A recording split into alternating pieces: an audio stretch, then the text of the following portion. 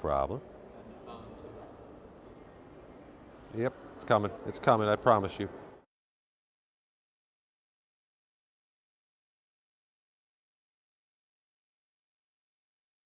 You're watching 535. This is 535. You're watching 535. You're watching 535. You're watching 535. We're live from the Capitol, and 535 starts right now.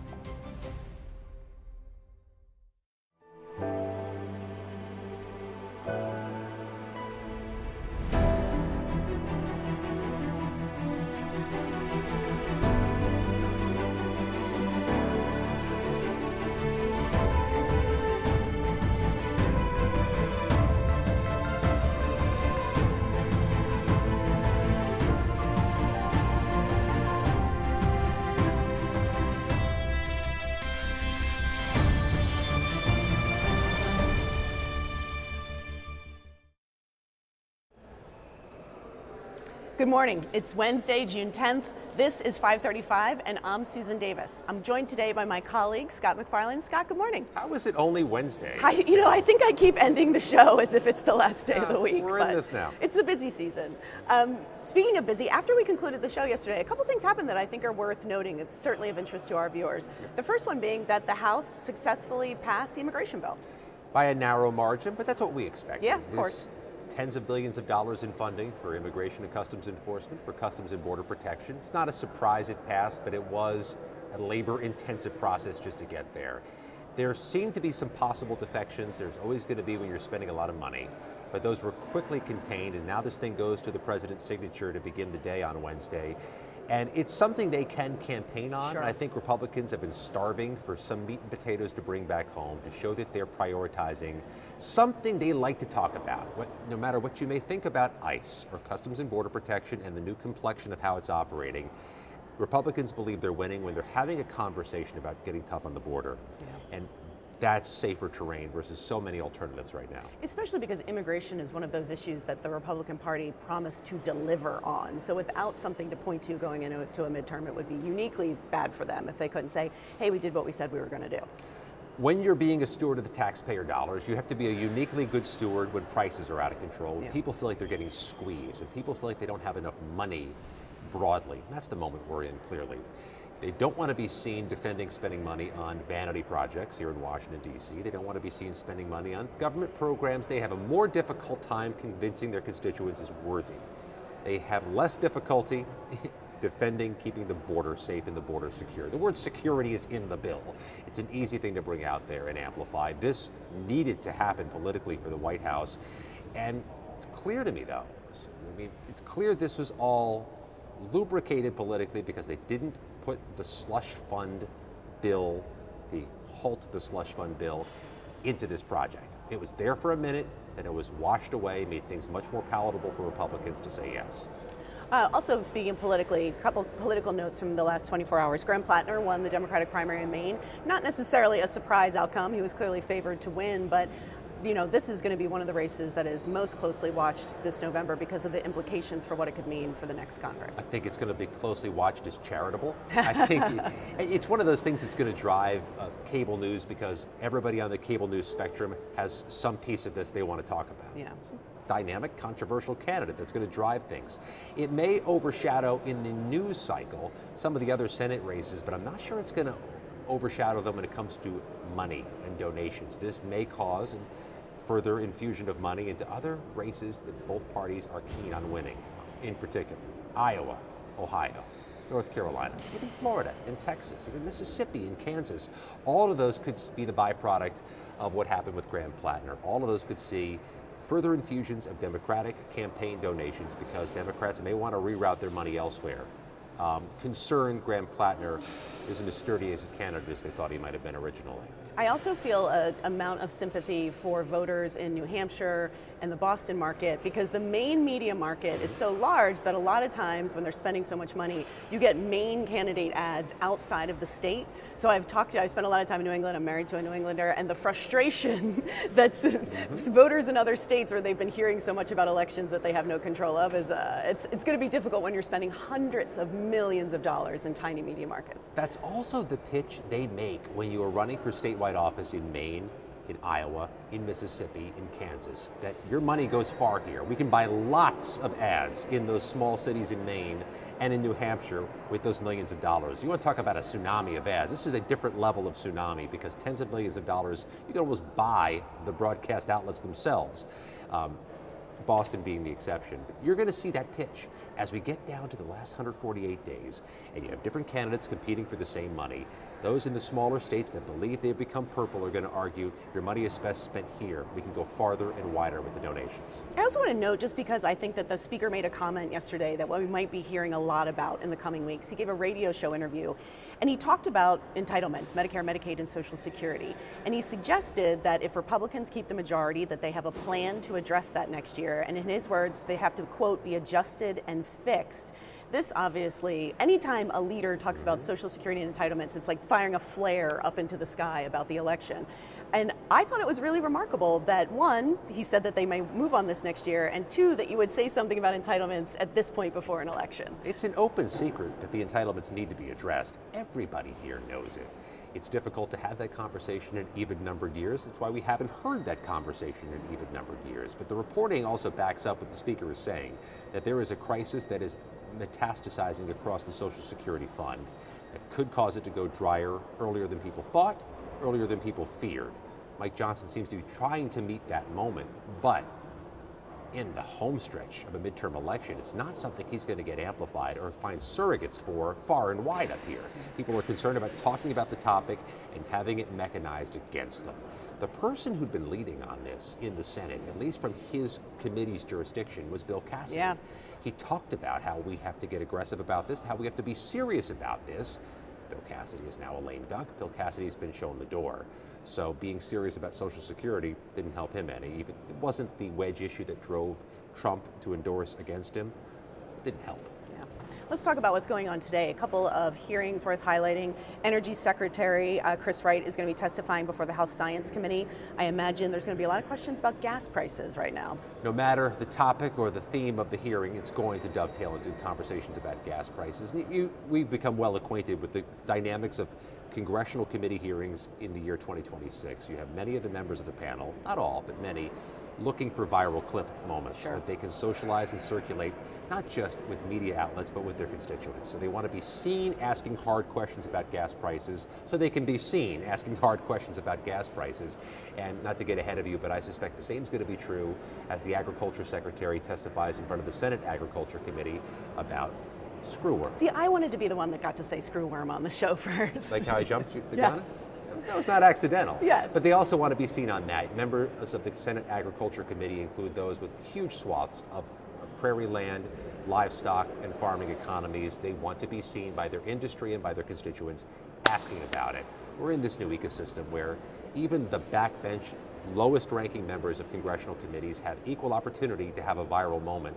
That's why so much theater has infused itself into what was already a very theatrical set of congressional hearings. And Scott, you today, you're going to be spending a lot of time, or some time outside of this building. You're going to head over to court?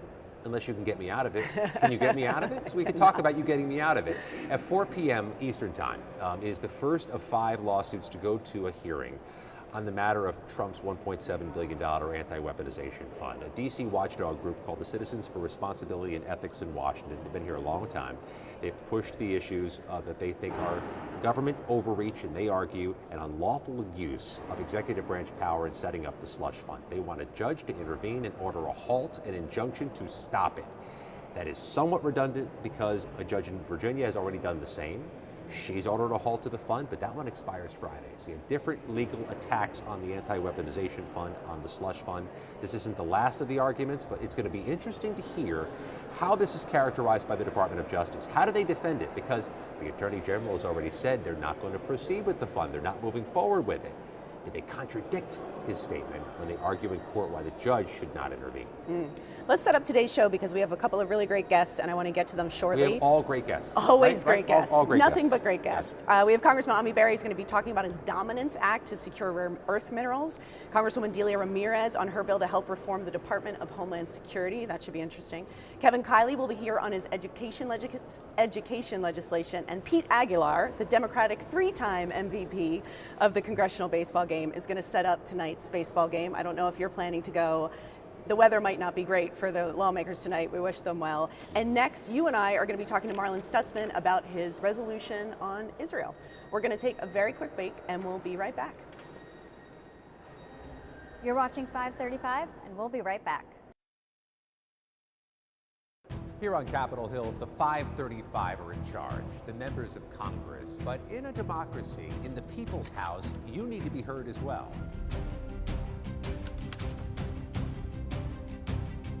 So if you have questions or comments or ideas, submit them to us at 535.news, because here with us, the floor is yours.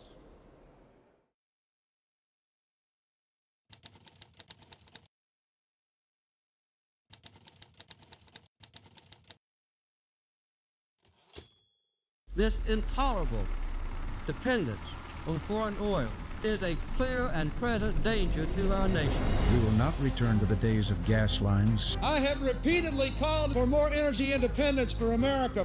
I urge Congress to pass legislation that makes America more secure and less dependent on foreign energy. After years of talking about it, we're finally poised to control our own energy future. It's time to deliver true long-term energy independence in America. We will have energy independence and energy dominance.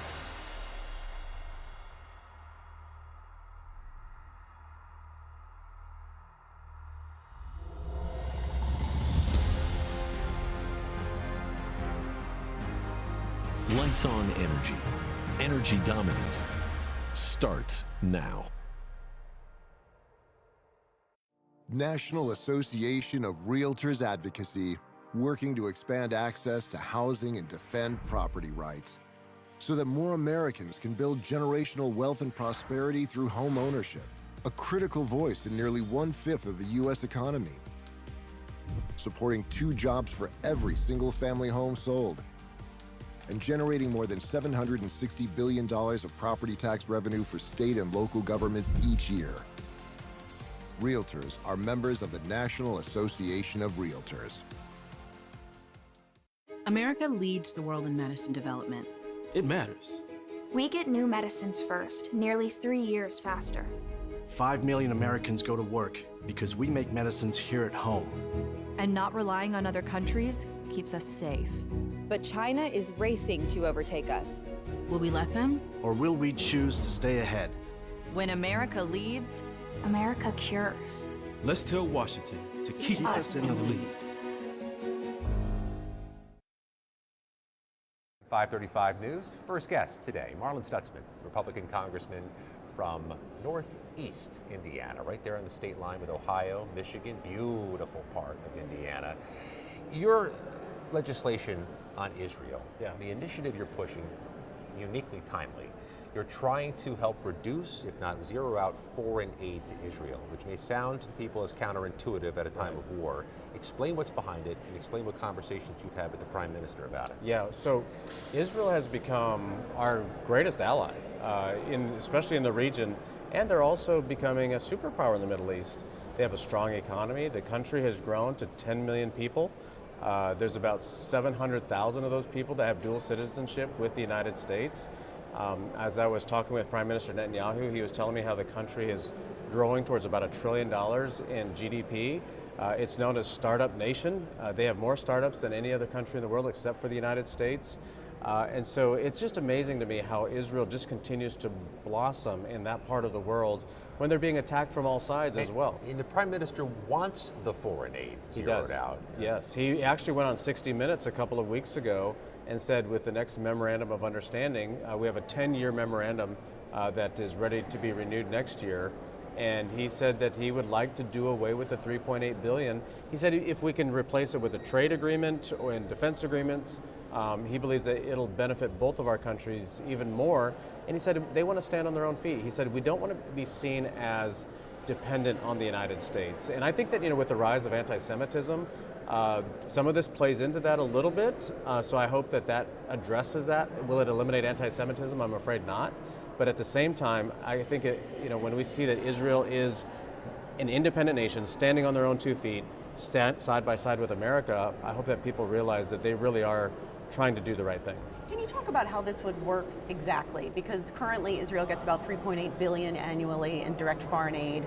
How would it shift the system? Obviously, the U.S. would still provide assistance to Israel, but through what mechanisms? Well, so a lot of times, and I was in the private sector for 8 years. I'm a retread in Congress. So I was here in 2010 to 16, and then I was out for 8 years. And I saw a lot of companies, especially in Israel, that were startups, and they had incredible technology.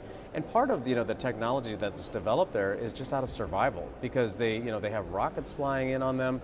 Iron Dome was created to protect the country. I was talking to a friend of mine who lives in near Bethlehem, Israel, and he said that they're sleeping at night and they hear these booms over top of their house, but they know they're safe because, for the most part, they're afraid of the, anything falling out of the sky. But he said because of the technology, they can shoot down incoming rockets and missiles to protect the country and protect the people. No one died the other night. And I was just there a couple of weeks ago, went up to the northern border by Lebanon, where Hezbollah is shooting at farmers on the northern border. And so they're developing technology that protects the country. With that technology, it's useful for other things, and they can then work with American companies and develop new products that can be manufactured here. They, of course, want access to the United States markets with ag products, manufacturing, and other developed products that they can sell here that gives them more access to larger markets rather than just the 10 million or the Middle East. And the resolution, it's non-binding, but Correct. It does certainly put Republicans on record of what they would like this to look like. Yeah. Has the Speaker committed to bringing this to the floor, and specifically before this election, considering how much U.S. Israel relations have factored into politics? He hasn't given me a hard commitment, but he is definitely very supportive. He likes the direction, he likes the concept. Of course, Ambassador Huckabee, he made a post earlier this past week that the next memorandum would be without any aid to Israel. As an American representative, I like that because we're saving money. We need to find ways to reduce our spending in Washington. So I don't want to just shift this money from one spending project to another spending project. I really want it to go towards the deficit so that way we can reduce the debt that is on the books for our grandchildren. Ambassador Leiter was very supportive of it as well. The State Department is working on the details. Eventually the administration and President Trump will be the ones to make all the details to it, but we're calling this aid to trade because we want to focus on actual just trade agreements and a natural trade between our countries and focus on the fact that we're both very successful and growing, and there's opportunities for the private sector to do a lot of business together. In concert with Israel, the war in the Middle East, you see the price impact. Your constituents, the farmers, the blue-collar folks of Fort Wayne, see the price impacts. They see the inflation report, 4.2%. There's got to be some fatigue with what's being done in concert with Israel in the Middle East among your constituents. There is. There's some, and I would say the older constituents, they say finish the job. They know the context with Iran, that they've been at Israel and they've been a problem for many of us for 40 years. Younger people are more frustrated, and that's why I think this foreign aid, eliminating this, will help. I hope it helps with that because they're trying to buy a home. The average age of the first-time home buyer is now 40 years of age rather than 28. The cost of living has gone up, and so one of the things that in Indiana, we have a balanced budget, and our governor was able to suspend the gas tax in Indiana. And I just saw on Facebook a couple of days ago, a friend of mine in Michigan drove 8 miles down to Indiana to buy gas in Indiana, and he saved himself $30 on his big truck. And so we're fortunate because we have a balanced budget. I know there's some talk here in Washington about suspending the gas tax to help alleviate the pain at the pump, but it is a real concern of ours because people just naturally look at the gas prices, and that affects our psyche on how we feel about the economy as well. You said, quote, finish the job. That's what your constituents want. I think you've also used that exact phrasing. What does that mean when it comes to Iran? It's a tough task because first of all, we want to make sure that the Iranians don't have a nuclear weapon. That's job number one. Number two, it comes to the Strait of Hormuz. We can't let the Iranians control the strait all by themselves. I believe it needs to be an international coalition, and that's why President Trump's trip to China was such an important piece to that. If China can help control Iran and say, look, because China buys a lot of oil and gas from Iran, We need to be sure that that can stay open for natural flow of product. But ultimately, at the end of the day, I think the IRGC is the problem. They will continue to grow. They will continue to want to eliminate Israel as a country. They will develop a nuclear bomb or any sort of ability to attack their neighbors and ultimately against the United States. And you know, the world at large agrees that Iran is the state leading sponsor of terrorism, whether it's through themselves or their proxies with Hamas, which attacked Israel on October 7th, 2023, Hezbollah, which continues to be a thorn out of Syria and also next door, so that needs to be fixed. And also you got the Houthis in the south that shoot rockets at Israel.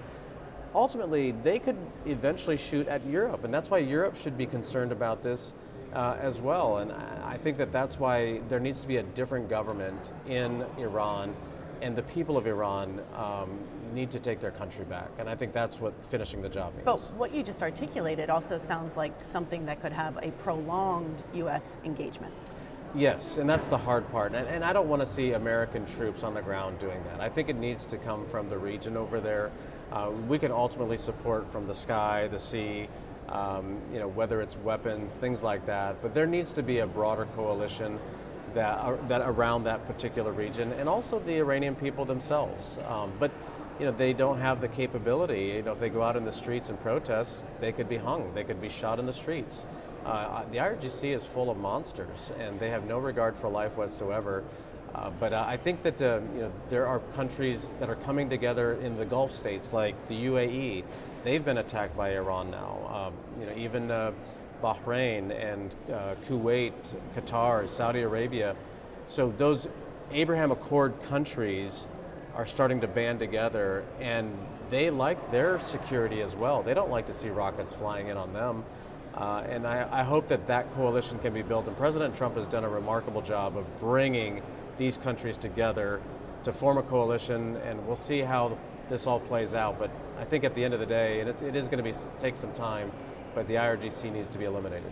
When you change or seek to change foreign aid relationships with Israel, what's the politics here? Is it a distinctive political coalition you have to form? Because I suppose it's not just traditional party lines that define this. Yeah, no, that's a great question. I mean, I think if you're a budget hawk, you like the idea of spending less money, it saves money.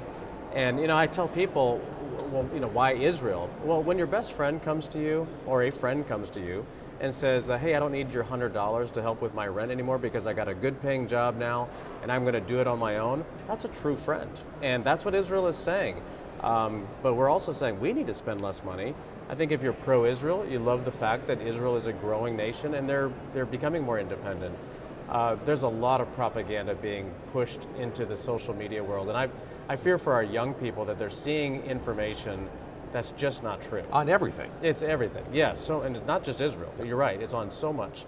And that's why I share with you know, an 8th grade class that came out and visited this last week. I said, just be careful what you're seeing and what you're believing, and really match it up to, you know, do more diligence than just what you see on a reel on TikTok, because there are enemies outside of our country pushing this propaganda into the American dialogue through social media, and it's causing a lot of doubt.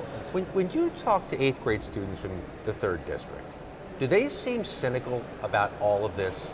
Are they distrustful in government in the way?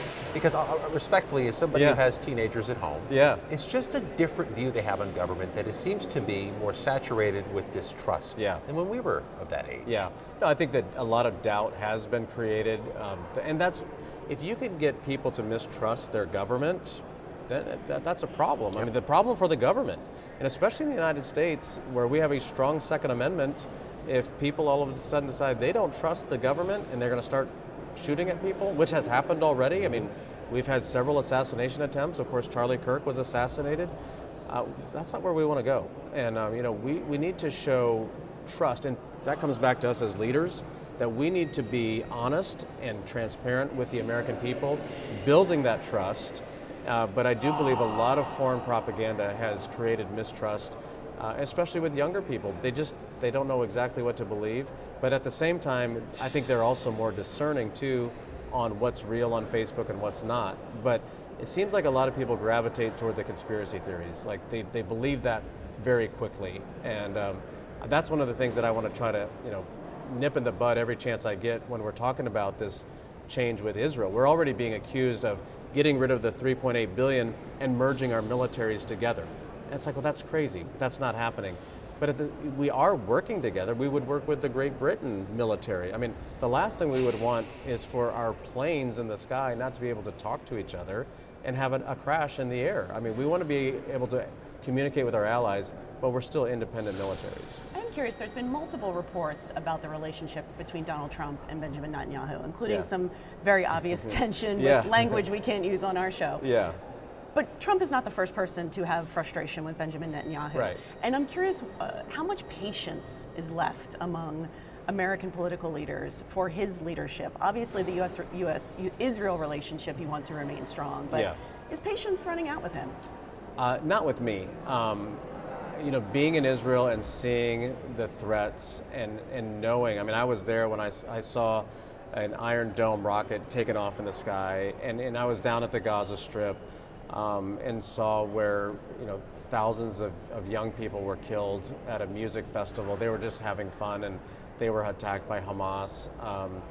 He has a very tough job, and we all want security, but there is a group of people in the Middle East, ISIS, Al-Qaeda, of course, IRGC, they want to cause disruption. They don't want peace there. And here they see Israel growing and developing as a country into an incredible place where business and people are thriving. And so, yes, I understand where people say, well, Prime Minister Netanyahu maybe he's too trigger happy or whatever, but he's doing everything he can. I mean, let's remember where we were at after 9/11.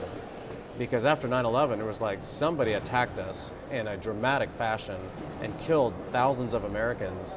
There has to be a response. And I think that that's still in the psyche of the Israelis, that they were attacked on October 7th, 2023, and they're going to be sure that that doesn't happen again. We are up against this deadline now, speaking of 9/11, for foreign intelligence surveillance. Yeah. We have 48 hours left to figure this thing out. How's this going to play out? Well, I mean, the Senate needs to come together and vote.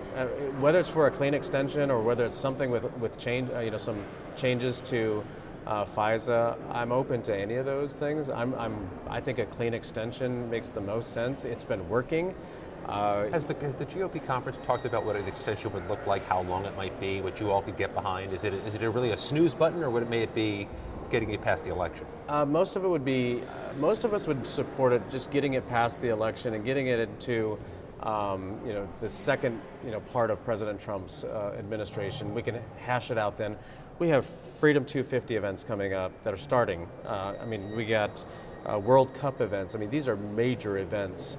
And, since, we've had a lot of illegals across the country, we don't know exactly who all came in the country. Am I afraid of, a missile coming in from the Middle East or from over the Pacific? Not as much. But we are concerned about who's in the country. And so these foreign agents could be trying to develop a plan to attack us as Americans during this time of celebration.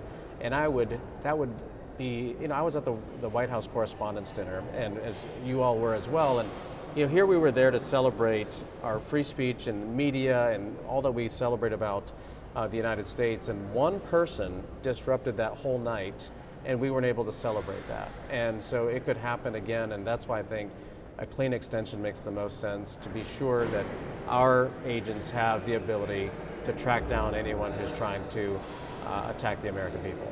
House Republicans had a big legislative win yesterday. The immigration package is going to the president. He hasn't even signed this into law yet, and there is already conversation among Republicans about Reconciliation 3.0. Yeah. I'm curious what your viewpoint is on using reconciliation again to advance legislation. Well, we have the trifecta right now. The White House, Senate, and the House, are all controlled by Republicans. So we know the election's coming up. We want to accomplish as much as we can. We don't know what the outcome of the election will be, but we feel positive. Typically the midterm the headwinds are against the party that the president is in charge of, and so. But we feel that we can still win the midterms with the policies that we've enacted. I think The situation in Iran needs to be settled. That'll help that situation. But yeah, 3.0 is it seems like reconciliation is the only way we can get anything passed in the Senate because of the filibuster rules. I am not a fan of the filibuster rules. If you want to do the filibuster, do what Mr. Smith did when he came to Washington and stood on the floor of the Senate and spoke until the American people were behind him. But I think that's why the reconciliation packages are the only tool that we have to pass anything. You were years removed from here before coming back. Yeah. Way back in the day when we were younger in 2010. Yeah. When we were just cubs running around here. Was it different then? Could you tell it's viscerally or culturally different then than it is now, or does it seem similar to you? It's similar but different. I mean, in the sense that social media, I think, is the bigger difference today. We didn't have the social media activity in 2010. Of course, we were just coming off of Obamacare. That was done under a reconciliation package as well. It was very partisan, of course. And while we thought, this is terrible, things have never been worse. Now we look back at that, it's like, well, that wasn't so bad. And now today people say, it's never been worse. Does it seem more performative from some people because of the social media virality? That's a good question, because we were just talking about that this morning, that, some members of Congress use social media and kind of get out there extreme for clicks and attention, but slowly they're getting beat in their elections. And so I think that shows too that people have to be serious about this job, and if they're here just for building up a profile, that they better stay in touch with their constituents. Clicks are not votes in our districts, and that's one thing that I work really hard at, making sure constituent services are taken care of. There's people back home when they're all of a sudden, like for a wedding, they realize their passport's expired. They need help immediately to get their passport renewed. They don't need another Facebook post about how crazy the other side is. They need the work to be done, and I think that's why it's important for members to focus on getting the work done, and all of the drama and kind of the clickbaiting that's done on social media, it just has a lifespan that maybe fizzles out. Before we go, Congressman Pete Aguilar is going to be on the show later today talking about the Congressional Baseball Game. I know you play in that game. Do you care to make a wager about how this evening is going to go? Well, I think Republicans are going to win. I hope so. We've got a really good team. It's a fun bipartisan event, and of course it's for charity. We raised $3 million for the Boys and Girls Club here in D.C. They're saying it's a sellout crowd. Of course, as a young boy, my dream was to play for the Chicago Cubs as a kid. That never happened. This is as close as you might get. This is as close as it gets, yeah, exactly. But it's a great bipartisan event, and I think we're going to win by at least 5 runs. Okay. So, Congressman Marlin Stutzman, thank you so much for coming on 535. Thank you. Great to be with you both. We have to take a very quick break. We'll be right back. You're watching 535, and we'll be right back. We are Lions International, one association of global volunteers, one foundation for humanitarian grants, shaping the future, one act of kindness at a time. We are on a mission to improve health and well-being, to strengthen communities, to serve a world in need. We are Lions International.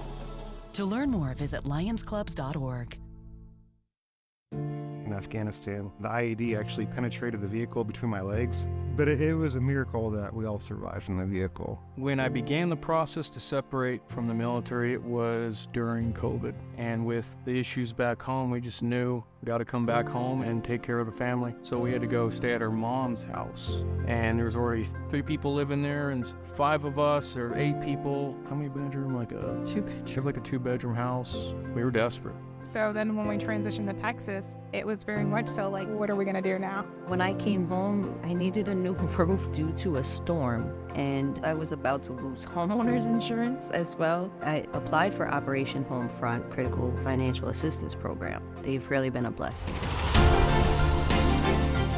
I'm in the Permanent Homes for Veterans program. They built a house for me, and it's amazing. We got the call, this is your house, and the kids and I took off just to go sit in the driveway and cry. It's life-changing. It took us from a hopeless situation, and now we're homeowners. We have a savings account. The best way to describe Operation Homefront is that it's like a family because they're always there for you. I would say you guys are angels behind closed doors. Operation Homefront has impacted my family in a way that's probably going to be passed down through my family's history. It's definitely going to be a story that's going to be told for generations. There are moments that shape an organization's future. A policy shift, a crisis or investigation, a market shock. When that moment hits, the clock starts. Markets move in minutes. Regulators, employees, and customers respond instantly. Narrative helps leaders respond with pace, engage stakeholders with precision, and position brands with perspective.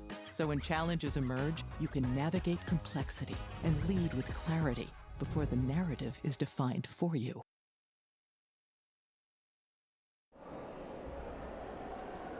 Welcome back to 535. I'm Brody Mullins. Thanks for joining us here today with Lauren Bresette of the Security Industry Association. Yep. Thanks for joining us. Thanks for being here. So let's start most broadly. Tell us about your association, then we'll get into the issue here. Yeah, so we're the Security Industry Association. We are the largest trade association for security technology providers. We have over 1,700 member companies. Our companies cover everything along the security ecosystem. So this is the integrators, the manufacturers, even down to the end users of security technologies that protect your homes. All for your homes. So it's things like alarm systems, electronic access control, physical security. We have counter-drone systems, wireless security cameras, panic buttons, a lot of things we'll get into, have a lot of, it's more than 1,000 members. Over 1,000 member companies, $430 billion industry. Economic impact across the United States. And what's the problem? It all started with a company called NextNav and something called Wireless Spectrum, which some people know about and you'll teach us about. Yeah, definitely. So there's this company called NextNav, and in the spring of 2024, they filed a petition before the FCC seeking to restructure something called the lower 900 megahertz band. This is a band from 902 to 928 megahertz that houses a range of low power, long range frequency devices. And where the security industry comes in is many security devices operate as unlicensed devices, abiding by Part 15 rules in this band. So there was a rule set up by the FCC in 1995 that protects unlicensed devices in this band from receiving harmful interference from licensees. And the petition before the FCC from NextNav seeks to restructure the band for high-powered operations and then also remove the requirement that they test to prove they don't cause this harmful interference. So this raised a lot of red flags because if these devices experience that type of interference and they can't communicate back to the systems, then they're rendered inoperable. They need to be replaced, re-engineered, and in the meantime, you don't want to have a situation where your carbon monoxide detector doesn't go off, your medical pendant, fall pendant doesn't go through to call the right people. So we're talking about wireless spectrum.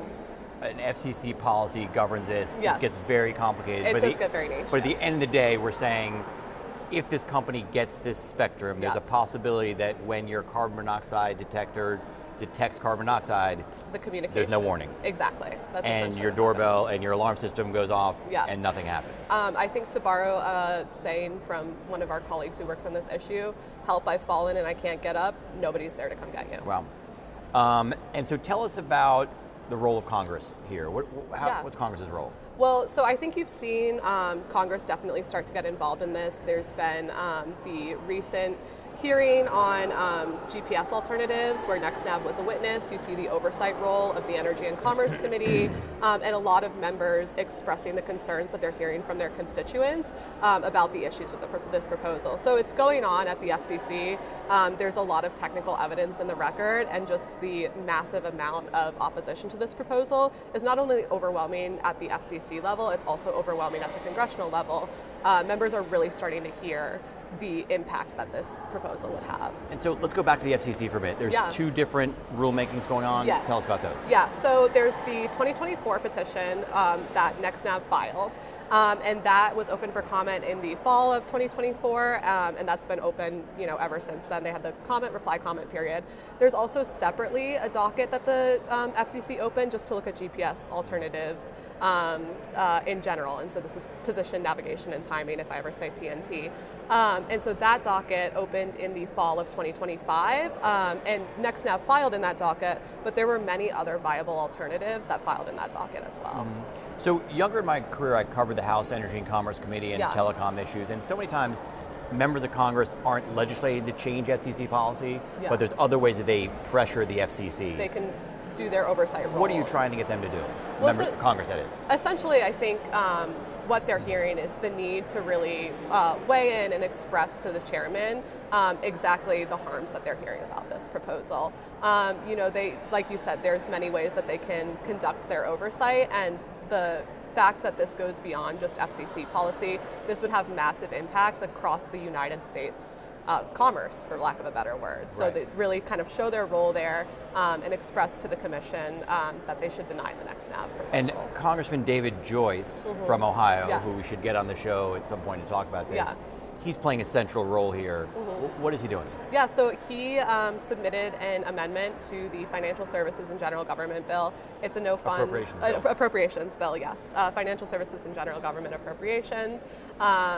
And I think he, in particular, has been hearing a lot from his constituents as well about the harms this proposal would cause, and so wanting to make that effort to ensure that the FCC does not go ahead and grant this petition. And there was also a House subcommittee hearing last week or 2 weeks ago. Yes. Tell us about that. This was Energy and Commerce, the Communications and Technology Subcommittee. NextNav was one of the witnesses. There was also a witness from the GPS Alliance, the National Broadcasters, and the Consumer Technology Association. The National Broadcasters Association. National Association of Broadcasters. And Community Technology Association, Consumer Technology Association.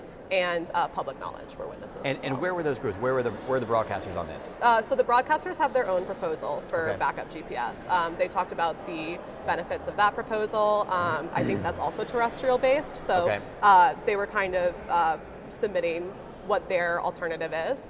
And then the Consumer Technology Association and Public Knowledge talked about the impact that the NextNav proposal in particular would have on the devices in this band. You mentioned the Consumer Technology Association. We had them on last week talking about trade policy. Yeah. They wrote a letter on this. They did. Who did that letter go to, and what was that about? I believe that letter went to the FCC, and it also went to the leaders of the committee as well. And that was expressing just the broad swath of industry opposition to this, because beyond just the security industry, where we really have that public safety, life security impact, this affects tolling, trucking, retail, utilities. It's more than just us that would be affected in this band. And how long do these FCC rulemakings take? Are we waiting for the rulemakings, or are you trying to get ahead of them with a congressional action? Well, we're definitely waiting to see what the next step that the commission takes. The next step that they would take in this is an NPRM. And explain what an NPRM is. A notice of proposed rulemaking, yes. Notice of proposed rulemaking would be the next step that the commission takes.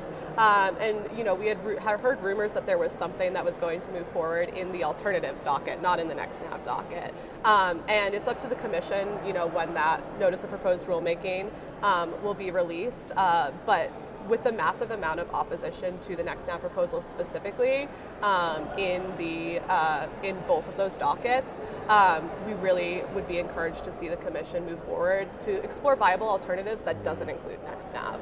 Let's go back to NextNav for a second. Yeah. Describe a little more about who they are, who's backing them, and what are they trying to do with the spectrum? Yeah, so they essentially want to have high-powered operations in the spectrum so that they can do their backup GPS options. So they have a terrestrial-based position navigation and timing network that really only needs to use 5% of the spectrum that they've asked for in the band. The rest of the spectrum would be used to set up a 5G network that could house this position navigation and timing. And so they have put, it's essentially existential for their company to get this band of spectrum. They have put— It sounds like it's existential for you guys also, though. It's existential for us as well. Yep. So they have put, massive amounts of money into lobbying efforts on this issue to try and get this petition to go through. So speaking of lobbying, the other side, NextNav, has hired some really high-profile lobbyists close to Donald Trump. How do you fight that? Honestly, it's a little scary from our perspective. Again, it's existential, but I think one thing that's almost overwhelming about this docket is it's really the whole world against NextNav. This is why they have to spend so much money. This is why they have to, really focus on getting these high-profile players, is because they really have no merits for their argument. With the amount of evidence and technical evidence in the record against their petition at this point, it's going to be very, very difficult to reasonably give them anything that they're asking for. So the fact that we have so much agreement across industry, and then also, the national security and life safety impact and imperative here, that's how we fight this. And we mentioned Representative Joyce, a Republican from Ohio. Is this do you have bipartisan support? Who else is supporting the appropriations rider, and where does that go? So I think there's bipartisan support, across committees for this. Specifically, on the Appropriations Committee, I don't know exactly who, but I do know that there is a coalition of people who have been hearing concerns. You saw concerns from many Democrats on the dais, actually, in the P&T hearing. And we'll find out this fall whether that rider makes it or not, yes, apparently. Yeah, that'll be the next step. Fascinating. Lauren Bresette, Managing Government Relations for the Security Industry Association. Thanks for joining us. All right, thank you. I'm Brody Mullins. We'll be right back on 535. You're watching 535, and we'll be right back. America's housing market is frozen. Outdated tax policy is keeping millions of homeowners stuck. The capital gains exclusion on a primary residence hasn't been updated since 1997, when the median home price was about $129,000. Now, it's more than $419,000. Over 13 million homeowners would exceed the cap if they sold today. The result? Fewer homes on the market, higher prices, less opportunities for first-time buyers, families, and seniors. The More Homes on the Market Act would modernize the capital gains exclusion by doubling it and indexing it to future inflation. More homeowners could move without facing massive tax penalties on their home equity, which means more homes, more mobility, and more opportunity. Realtors are members of the National Association of Realtors. Hi, I'm Elizabeth Rome. I've played many roles on TV and film, but today I want to speak to you as myself about a cause that's very dear to my heart. The Cancer Prevention and Treatment Fund provides free help to those who have cancer and those who wish to prevent it. They've also worked tirelessly on banning cancer-causing chemicals in our homes and neighborhoods. I want to thank them as a mom for protecting our families. Please donate today at the Cancer Prevention and Treatment Fund at stopcancerfund.com. A simple blood test can detect Alzheimer's years before symptoms appear. Congress can connect Americans to early, accurate dementia diagnosis by supporting the Bipartisan Alzheimer's Screening and Prevention Act, allowing Medicare to cover blood-based Alzheimer's screening. Congress has acted to cover mammograms and other life-saving screenings. Now it can redefine Alzheimer's care, unlocking early detection and access to FDA-approved treatments when they work best. Congress, it's up to you. Paid for by the Alzheimer's Association. I work hard. My dad worked hard. That's where I got it from. What I take home is my future and my kids' future. And if I can invest in companies, they're going to reflect my principles, what I believe in. So why would those companies hire outside people to tell them to embrace principles I don't believe in? Congress must protect the financial future of Americans from the foreign-owned duopoly that answers to no one. Back on 535, I'm Scott McFarland, joined now by Bera, Democratic Congressman from the 6th District of California. Congressman, you've been here since 2013. It's been a minute. Yeah, I'm an old guy now. You and me both, brother. I want to talk to you about a number of issues, one of which is uniquely important in your district. You have Sacramento, you have Sacramento County. You are adjacent to the high-tech world, to Silicon Valley. Tell us about the Dominance Act, what that stands for, and what it's doing. Yeah, the Dominance Act really came about, talking to Chairwoman Young Kim. It's a nonpartisan bill. Our dependence on these critical minerals, these rare earths that go into our semiconductors, they go into our Apple Watches, our iPads, so many things that we use, even our garage door openers. So prior to the pandemic, nobody was really thinking a lot about this. But with the pandemic, I think a lot of folks, certainly here in Congress, realized 80 to 90% of these come out of Beijing, out of the PRC. And then post-pandemic, we remember how long it took for supply chains to recover. We also, as we started to look at this, understood that choke point. And then earlier in this Congress, when we were having some of the trade wars, the tension with Beijing, they did put a little lockdown on some of those supplies. Retaliatory. A little retaliatory impact, and it's like, we can't be vulnerable. So this is a national security supply chain economic issue. How does it address it? How do you supplant the Chinese rare earths? I mean, they are rare. They're uniquely found in some cases in China. How do you backstop that? Yeah, so we call them rare earths, but they're actually not that rare. We've got lots of supply here. Obviously, our regulatory environment, mining communities have decreased.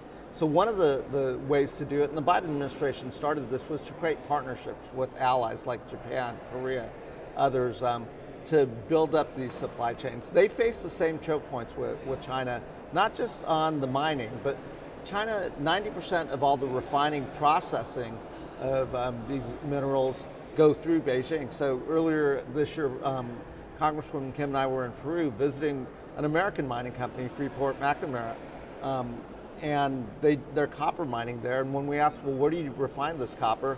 They send it all to China. So it is a long-term play here. Again, nonpartisan. There's a Senate companion that Senator Coons and Ricketts are leading. So it's multi-pronged, and it lines up with some of what the administration wants to do. You've got to build U.S. production or U.S. perfecting. Is that something Congress would have to appropriate for, or can you get private businesses to say, hey, I'll put the seed money down if you unleash me? Scott, that's a great question. So one of the provisions in the Dominance Act is to create these pacts where we can go into, let's say, a country like Zambia. We could say, look, we want to bring in and create a context where foreign companies, or I'm sorry, private companies in the private sector are willing to make multi-billion-dollar investments, because you're talking about long-term plays here.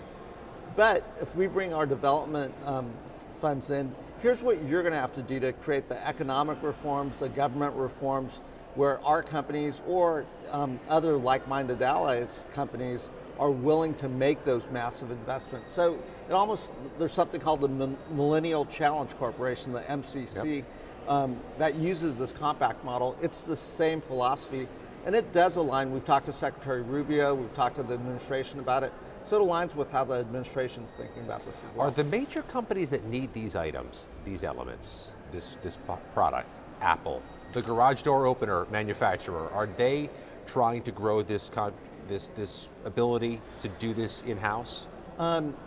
They are, but they're not mining companies, right? Yeah. So they need these stockpiles. One other provision that the administration talked about is something called the Vault Act. So can you create strategic stockpiles of these? Again, they're very cheap, and China undercuts the market, which is why a lot of people have left the market. Well, let's stockpile some of these. They don't have an indefinite lifespan though, so if we're buying them, stockpiling them, we have to then be able to move them through.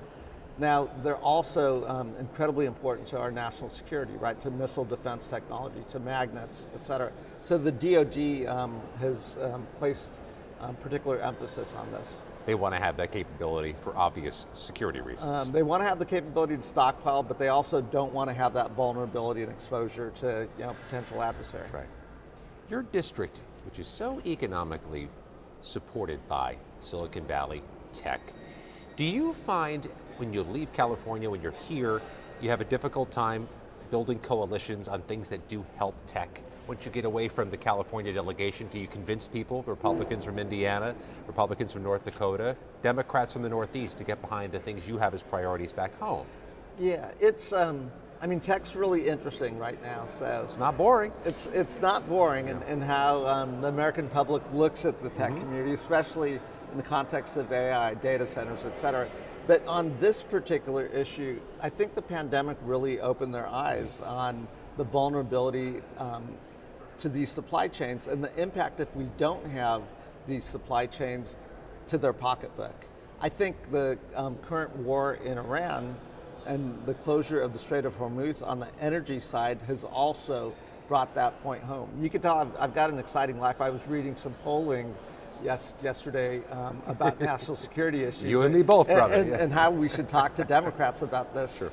The supply chain issue really resonates. They see this as a national security issue. They remember those images. They really do, and they recognize it as a pocketbook issue. I want to talk about the Intelligence Committee where you sit on behalf of California.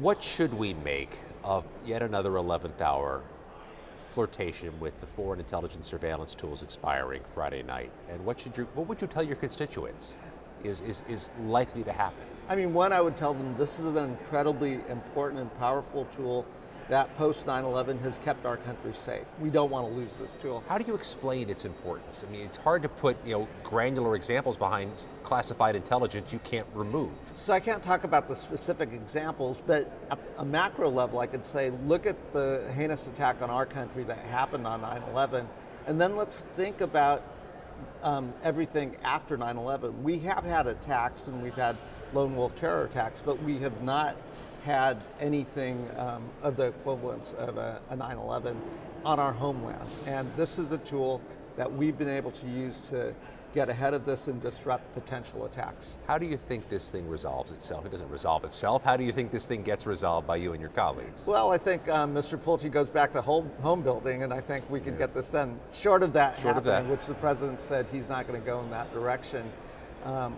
I'm going to guess that they do a short-term or longer-term extension. But I do think we look at the qualifications or the lack of qualifications of Mr. Pulte, and that gives us a lot of pause. With the visibility you can share, what you see out of the Intelligence Committee, Congressman, how more grave a threat are we facing now than we did when we were starting 10, 15, 20 years ago in this? I mean, I think what we're seeing is the threat's changing. Certainly, 20 years ago, post 9/11, you saw the nation state threat. With the pandemic, with bio-threats, with the gene editing technology, it's readily available. We teach our high school kids how to do some of this stuff. That threat is very different. So these are not nation state actors, these are individuals, terror groups, et cetera. I also think the ability to radicalize lone wolf actors. So it could be a disgruntled high school student who's bullied, who's just sitting on his computer. We saw that with ISIS and during the whole Syria conflict. So that's a very different threat. I'm surprised and grateful that with the conflict in Gaza, with the current war in Iran, that you haven't seen a lone wolf threat here in the United States per se. The Intelligence Committee has at least traditionally prided itself on having streaks of nonpartisanship, of items that don't go down party lines. How is it conducting itself now in this Congress? Is it living up to that billing? There's still a level of civility. Choose my words. President Trump's taken an unconventional approach to the intelligence community. You did choose your words carefully, didn't you? And some of the folks that he's put into the FBI, obviously served for a long time with DNI Chair Tulsi Gabbard. Mr. Pulte clearly is an unconventional choice. I think that's created some tensions. I do think some of the concern about 702 is if President Trump is given these authorities and Mr. Pulte's in charge of it, given his past track record, would Mr. Pulte use it to weaponize against some of the president's enemies? That's a real concern. I think that's why you're seeing a lot of folks push back, especially he doesn't have an intelligence background. And that's what a lot of the critics are pouncing upon. He may not fit the qualifications due to not having security or an intelligence background. Domestically, what are 6th District California constituents saying about 4.2% inflation? I mean, you have a major American city, you have a state capital, lots of government workers, some big suburbs, hitting everybody, but what do you make of all this? I mean, they're scared, right? I mean, my constituents are having trouble putting food on their table, filling up their gas tank, paying their rent or mortgage, trying to retire one day. So that's issue number 1, 2, and 3. And there is a real desire to bring an end to this conflict in the Middle East, to try to start addressing the energy prices, utility prices. What does that look like? And this is impacting the middle class. That, it's not the very wealthy, it's not the folks on the lowest rungs on the ladder. This is a real middle class drag. So if you have inflation that is that palpable and is that powerful in your district, to which government do they ascribe blame? Are they blaming the state capitol? Are they blaming their local mayors? Are they blaming the president? Are they blaming you? Where are they? Who do they want to be held accountable for all this? I mean, they're just pissed off at everyone right now. Yeah. And some of that anger comes from a place of fear. Because if you really are at the end of the month looking at your bills, your utility bills, your food bills, your rent and mortgage, and trying to decide which one can I pay. Like a lot of us, when I think about Janine, my wife, and myself, when we were a young couple, we're like, okay, we could pay this bill to this week, and we're going to pay that bill next week, and we're going to move this credit card account to a brand new credit card. That was incredibly stressful. And if that's how you're living month after month after month, it is going to make you afraid. And I do think they look at our own president right now, who does seem to be tone deaf. I'm friends with a lot of Republicans. I think they're very worried about the president's lack of addressing that anxiety. He got elected because he talked about relieving that anxiety. And then some of his flippant comments like, well, I don't think about that so much. It's like, that's going to hurt and come back and bite a lot of Republicans. If Democrats take the majority, you must have plans and priorities of what you'd like to push ahead forward. I'm going to ask you about that in a moment. But in this case, in the Dominance Act, you built a bridge and worked with young Kim. You built a metaphorical political bridge with young Kim. You didn't literally build a bridge, though you could aspire to that in the future. How do you start that conversation at this toxic political moment when she is neck deep in a very tough re-election primary? How do you get those conversations going? I mean, you've got to put the American people first, right? I mean, at the end of the day, our job is to represent our constituents. And the truth is, I've talked to our leadership, if we do get the majority back, what do they want their legacy to be? Mm-hmm. Is it just going to be this constant fighting, or can we actually restore a relevance of the first branch of government, the United States Congress? I would hope that we go in that direction. That means we've got to empower the committees. That's where you actually get to know folks. That's where you dive into the issues. You see a lot of bills come out of committee with bipartisan support. And then when they come to the floor, well, they go to rules, all these toxic amendments get attached to them, and you can't pass them. What I've told my Republican colleagues is there's a ton of things, they're in the majority, there's a ton of things we would do with them. We're not asking you to meet us at the 50-yard line. We'll meet you at your 35-yard line. But if you try to take it to the goal line, I can't vote for that. So pull back the curtain for me, because you just explained a dynamic that I think has defined this Congress and the 535. You have a bipartisan bill, Dominance Act. Think of the other ones you've signed on to as a co-sponsor. Are you worried what happens when the Rules Committee gets its mitts on a Monday night and what they're going to do for reasons independent of your bill? I mean, let's learn from the mistake Kevin McCarthy made. Right? In order to become Speaker, he put some knuckleheads on Rules Committee who remain there today. And they're holding these bipartisan bills hostage. In order to get them to the floor, they add these toxic amendments that they know we're never going to be able to support. They put people on Rules Committee by then Speaker McCarthy who were pursuing other statewide offices and had political aspirations outside of the committee. Well, and a lot of them, Chip Roy has come here not to legislate, but to block legislation. I'm friends with Thomas Massey. At least Thomas is consistent, right? I mean, I understand where he's at. He's probably the one true libertarian. So I hope if we're given that privilege of serving in the majority, and we've got the Speaker of the House, we should put serious-minded folks that want to get stuff done on the Rules Committee, not terrorists. You'd make the argument that what you characterize as political terrorists are disincentivizing there being a bipartisan push on anything out of the committees. What else do you see out of the Foreign Affairs Committee that you think is bipartisan, that has your endorsement or has you as a co-sponsor? I mean, there's a ton of things. We just passed a number of bills on the House floor with voice vote, so they're going over to the Senate. We have a bill that's on trilateral cooperation, building a legislative dialogue with the United States, Japan, and Korea. Super important trilateral alliance. That was just in the last week or two, wasn't it? We just passed it on Monday. Monday, yes. So, super important. We know that presidents come and go every 4 or 8 years in all of the countries, but this is my 14th year in Congress. So building that legislative relationship allows us to then draft legislation here in Washington, D.C., but also in Seoul and Korea, work together. Because China's playing a long game, we've got to play a long game. So there's a ton of areas where we work together. The Dominance Act is also just one of those. I promise we have a list of fun questions, but one more non-fun one first. There's been a lot of conspiracy theories echoing through this building about your state's elections and the slow vote count. What should people know about all that? I mean, what people should know is we want every eligible voter to be able to vote, so we encourage people to vote, and we want to count every eligible voter's ballot and make sure those votes get counted, because in democracy, your vote is your voice.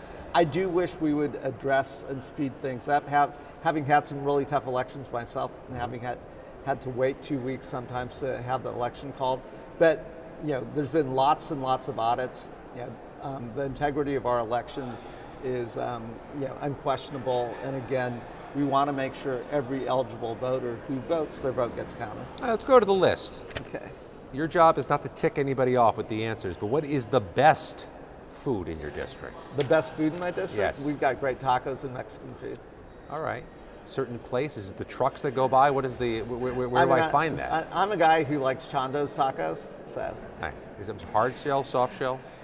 You could get hard and soft shell, you could get a burrito bowl, you could get all kinds of things. And Chando's was one of the top 10 places in the country a few years back. So we just asked the harder questions. I needed to know hard or soft shell. We're not just going to let it go with taco.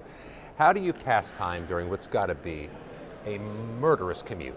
I mean, you are commuting literally across the entire continental U.S. and you're doing it regularly. Yeah, my staff tries to give me stuff to read, but I actually have gone back to reading books and trying to slow things down, get off devices. Used to watch a lot of movies going back and forth, or there's a lot of content out there, but really trying to slow down and read books. Am I oversimplifying it by assuming, Congressman, that's got to be exhausting in its own way? I mean, it is a cross-country flight, and you have a very full calendar on both sides of that trip. It sure is, and one of the things that we're trying to float to leadership, there was a time where Congress would do 2 weeks on and 2 weeks off, and that means folks were here on the weekends.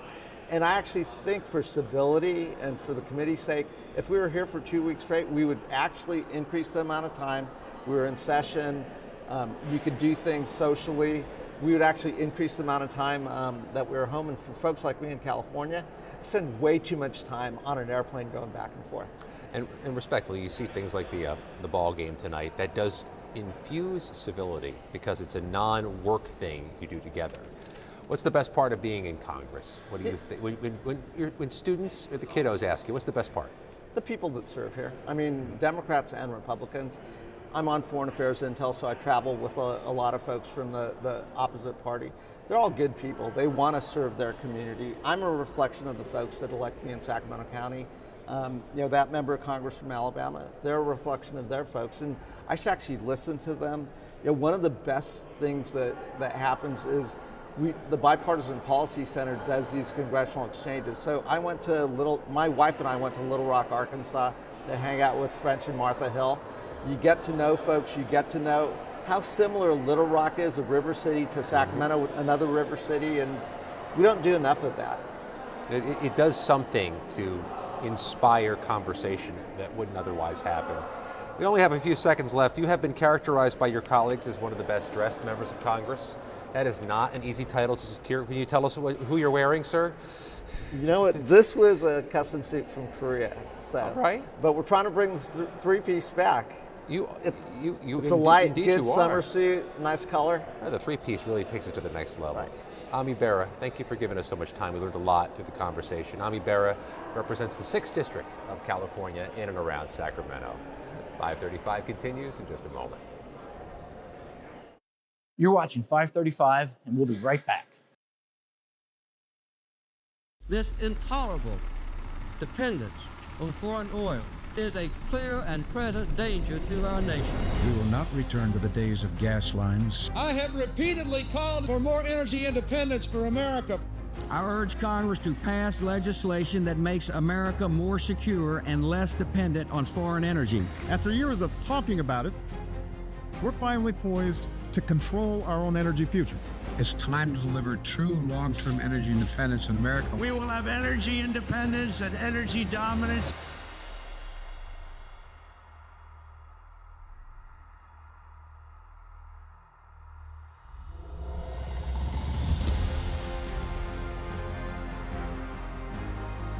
Lights on energy. Energy dominance starts now. He is what your show is called, The Decider. It's Washington's hottest new show, and it has the Beltway buzzing. Americans, they know BS when they see BS. Pulitzer Prize-winning journalist Brody Mullins. Is this era ending and is a new era beginning? And veteran strategist Lisa Camuso-Miller. Have you ever had to tell a client no? Talk to the biggest and most influential players. We wanted $1 million. He said done. Rewriting the rules of influence. Business is going to be on the ballot. Congress needs to do their job. They become lapdogs rather than watchdogs. The people who never talk. That's such a good question. Talk to them. It was kind of fun, actually. It's Washington's only show by and for insiders. Welcome to the Deciders. Watch weekly right here on 535. I enlisted as a medic to be there to help my patients, and after an injury, I found myself as a patient. I experienced post-traumatic seizures. Depression is a big one that comes along with it, PTSD. So I pursued my PhD in neuroscience and regenerative medicine. The coalition has helped fund my academic pursuits. They genuinely care about helping the vet in whatever way that they can. Through supporting the coalition, you're supporting some of the veterans that have the biggest needs. Visit saluteheroes.org to learn more. You're watching 535. This is 535. You're watching 535. You're watching 535. You're watching 535. We're live from the Capitol, and 535 starts right now.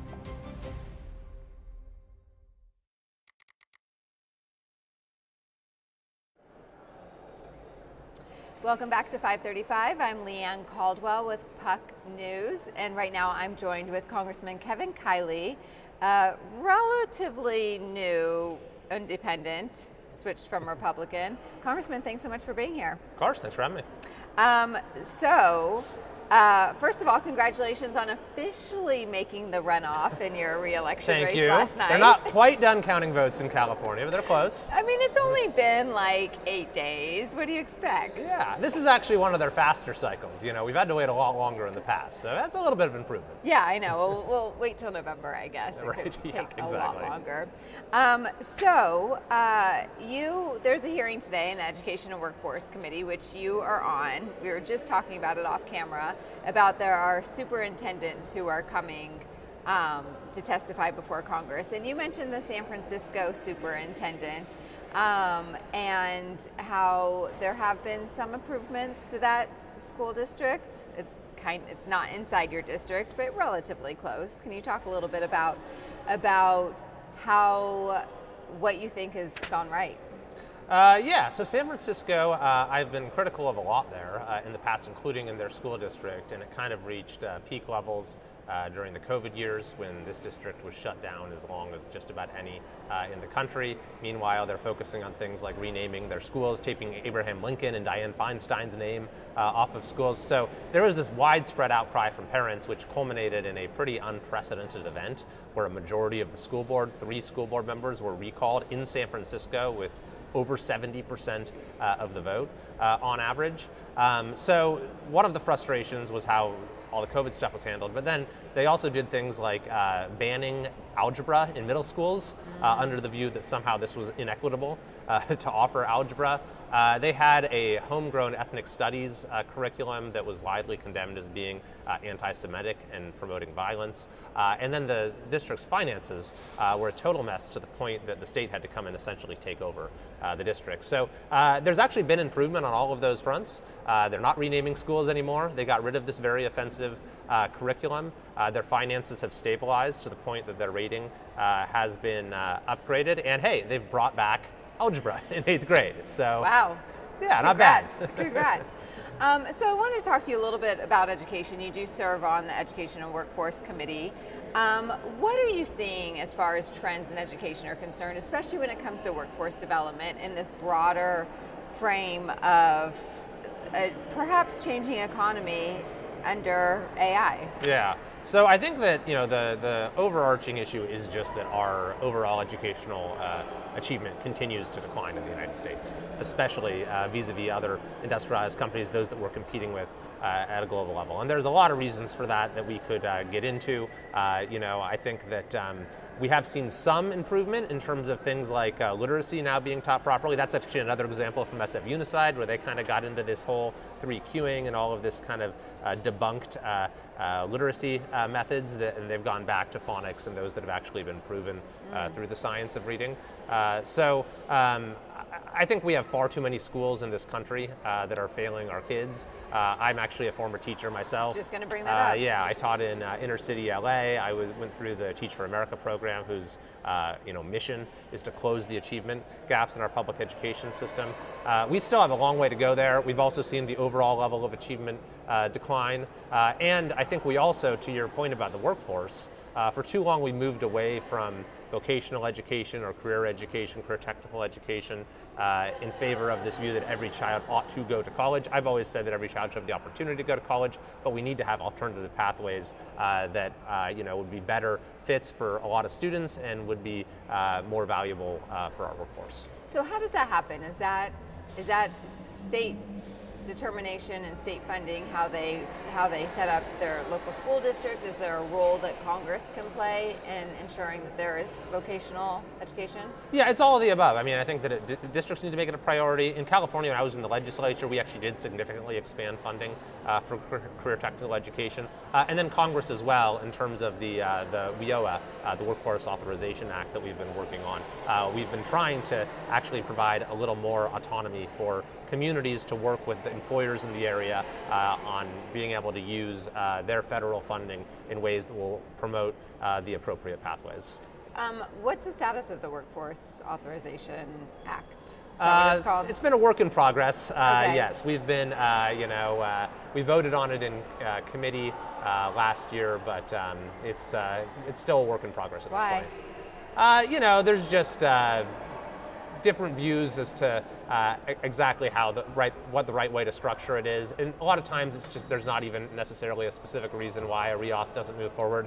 You have a lot of programs whose reauthorization expires. They continue to be funded, but this is one that for whatever reason it just has not been a huge priority. Is it partisanship getting in the way, or is it just not? Is it leadership, committee chairs just aren't?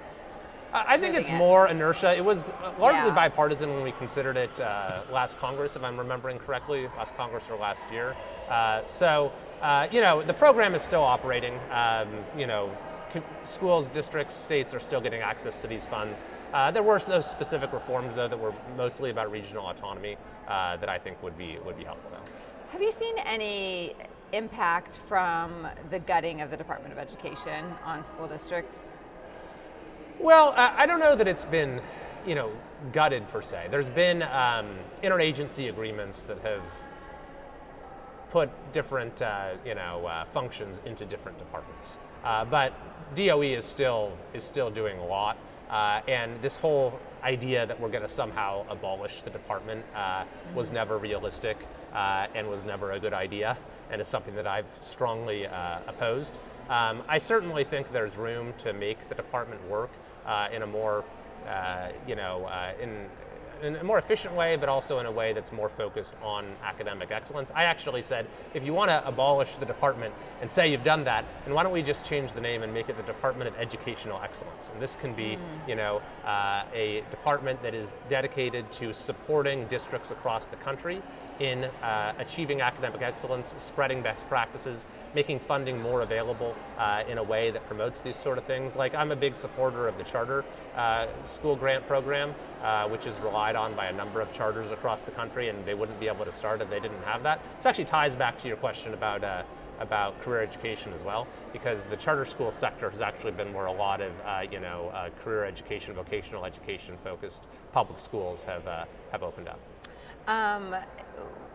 When it comes to the Department of Education, is that still the administration's goal, do you think, to completely shut it down, or is that just, was that a 2025 thing? I think that realism has set in. I mean, if you actually wanted to shutter a whole department, that would require Congress to be involved, and there are not the votes for that in Congress. So it's just not going to happen. I think that there's a number of functions that the DOE performs that are absolutely vital to districts across the country. When you talk about Title I funding, the charter school funding, funding for students with disabilities. So if you can make the case that some of those functions would be better carried out by this department or that department, I'm open to that argument. But the idea that we're going to suddenly just shutter this entire department, I think that is misguided. What about the trends in education that you've seen? You mentioned that you were a teacher. You're a son of a teacher too, is that correct? That's correct, yeah. You mentioned how algebra was taken out of the school system or 8th grade school curriculum in San Francisco. Are we seeing a shift back toward a more, I don't know if traditional is the right word, but a more, an education curriculum system that maybe was more used in the 80s, for example?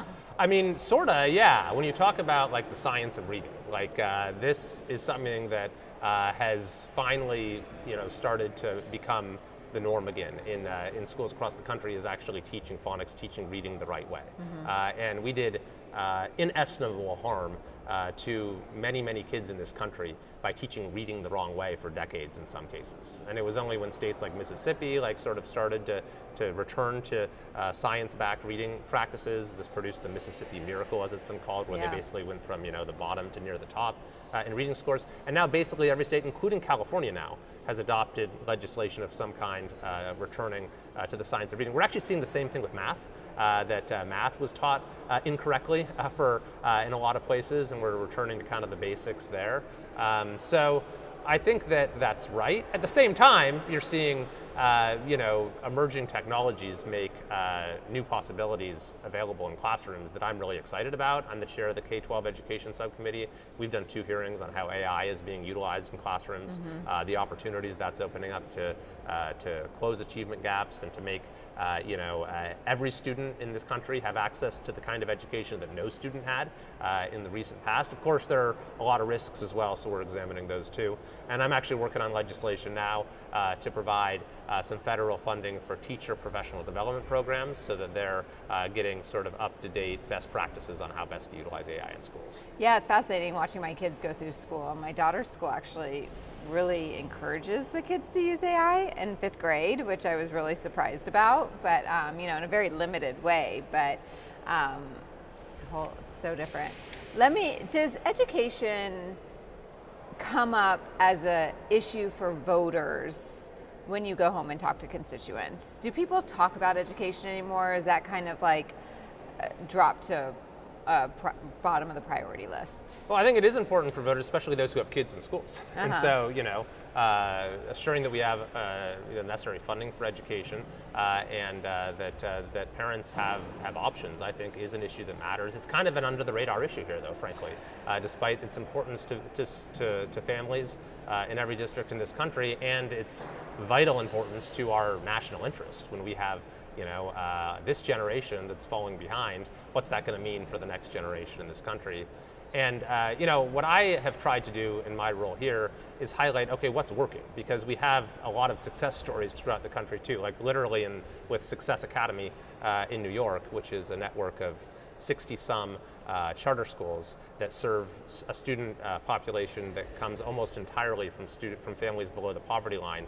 And yet, if they were their own school district, they would be literally #1 in the entire state of New York, despite receiving less funding than other public schools do. So I've went and visited Success Academy. I visited KIPP here, actually, in Washington, D.C., another highly successful charter network. I'm authoring legislation called the High Quality Charter School Act that would provide tax credits to start up new, to replicate existing successful charter programs. So I think that we know what works in education in this country.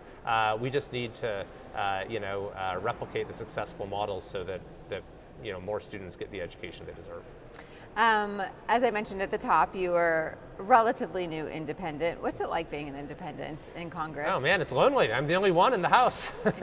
I know, you need to create your own independent caucus. Right, exactly. Well, we have 2 in the Senate, I guess, Bernie and Angus. But in the House, it's just me. Actually, the last time we had an independent House was 2019. And who was it? It was, I think it was Justin Amash. But oh, that's right, when I don't believe he ran for re-election. The only independent elected over the last 70 years was Bernie Sanders, and maybe it's 2004. Well, he was in the House. He did a few terms. So definitely trying to chart a different course, but I think that actually this is the time when there's maybe some momentum for trying to have independence be a little more common here. You look across the country, something like half the voters right now, or at least half the American public, doesn't identify with one party or the other. You kind of see internationally there's been, for various reasons, there's been the emergence of kind of different political movements. And I think that maybe most importantly, like in the United States, polarization has just reached an all-time high. I think people are tired of it. They're looking for ways to overcome it. They're looking for representatives who will not be simply following one party agenda or the other, but looking to solve problems. And so this was a decision I made that was responding to my own frustration with the hyperpartisanship here, and I hope it's a small step, and if we're successful, it could be a big step in trying to show there's a different way to do things. Because of the redistricting wars, your district was redistricted. It has become less conservative, making your district, your race more competitive. So are you getting, as an independent, are you getting help from the NRCC? You still caucus with Republicans, so you essentially are a vote for the majority for them. So are you getting help from the committees to help you win your re-election, or because you're an independent, you're not?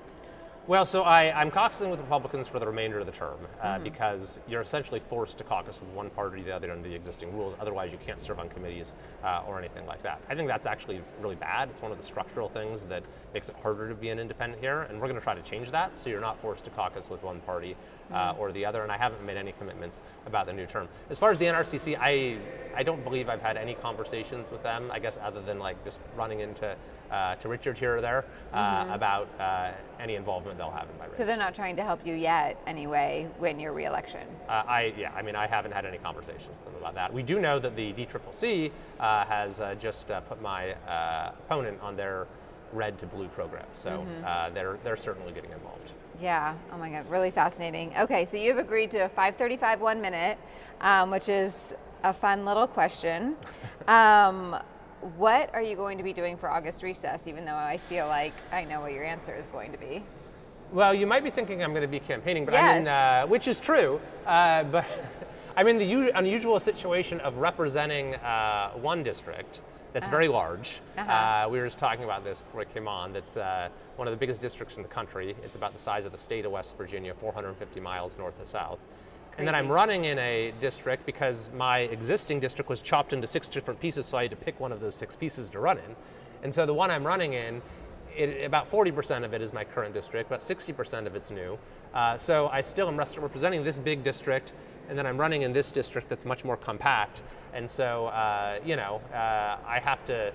I still am serving everyone in my current district. I'm their representative until January of next year. So that's the priority first and foremost, is serving the folks that I represent now. And then, when we have time, getting to know some of these other communities in the new district that I haven't represented before. Although I know them pretty well already because I was born and raised in the Sacramento region and have, represented the area for 10 years between here and the state legislature. Yeah. Well, Congressman Kiley, you'll have to come back and we'll have to talk about redistricting because that's something that you've been extremely outspoken about, right? Yes, that would be fun. Yeah, so we'll talk about that. Thank you for your time today. Really appreciate it. Yes, of course. Thanks for having me. And 5:35, we'll be right back. You're watching 535, and we'll be right back. Congresswoman, you only have a couple minutes, which is perfect for our 535 1 minute. Should I be afraid? Who's the smartest member of Congress? So I'm really putting you on the spot here. Don't tell anybody this. I'm too much of a politician to answer that question. This is crazy. What's the best committee? I do like them all.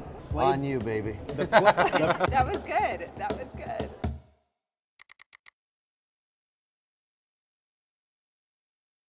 America's housing market is frozen. Outdated tax policy is keeping millions of homeowners stuck. The capital gains exclusion on a primary residence hasn't been updated since 1997, when the median home price was about $129,000. Now, it's more than $419,000. Over 13 million homeowners would exceed the cap if they sold today. The result? Fewer homes on the market, higher prices, less opportunities for first-time buyers, families, and seniors. The More Homes on the Market Act would modernize the capital gains exclusion by doubling it and indexing it to future inflation.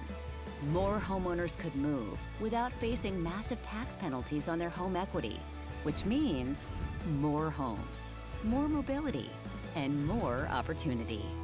Realtors are members of the National Association of Realtors.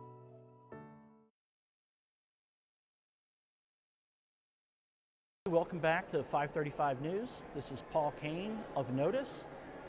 Usually I'm talking about Congress and all the machinations inside Capitol Hill.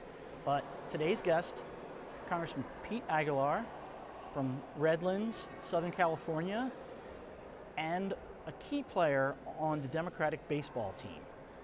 This is a really fun and important cultural event inside this community of ours here.